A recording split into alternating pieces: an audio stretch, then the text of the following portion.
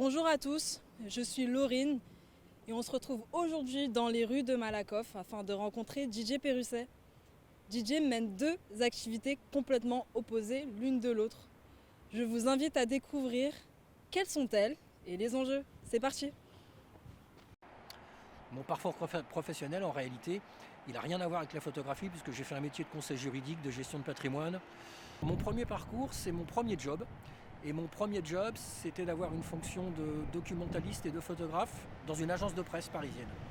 Ce qui m'a donné l'envie de faire de la photo, parce qu'à force de voir des photographes, de faire des photos, je me suis dit que c'était une activité super intéressante. Donc c'est vraiment quelque chose qui était ancré dans mes études.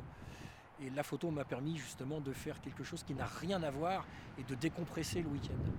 La semaine, costume cravate avec des clients sérieux. Le week-end, jean basket et mon appareil photo. J'ai commencé à faire mes premières photos, c'était en 1971, donc il y a 50 ans. L'organisation du travail, c'est compliqué parce que dans mon métier, j'avais des emplois du temps, j'avais des rendez-vous, j'avais des réunions, c'était très planifié, donc quelque part j'avais un cadre. Et le week-end, c'était plutôt freestyle.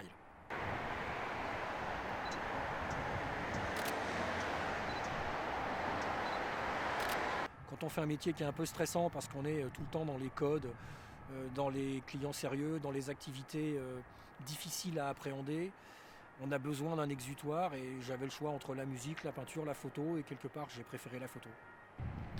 Alors, ma signature photographique, le style comme on dit en photo, c'est lié de l'évolution. Je ne photographie pas aujourd'hui ce que je photographiais il y a 20 ans ni il y a 50 ans. Les références, c'est des grands photographes humanistes, ceux qui allaient dans la rue, ceux qui prenaient des gens en photo sans qu'on leur casse les pieds avec le droit à l'image.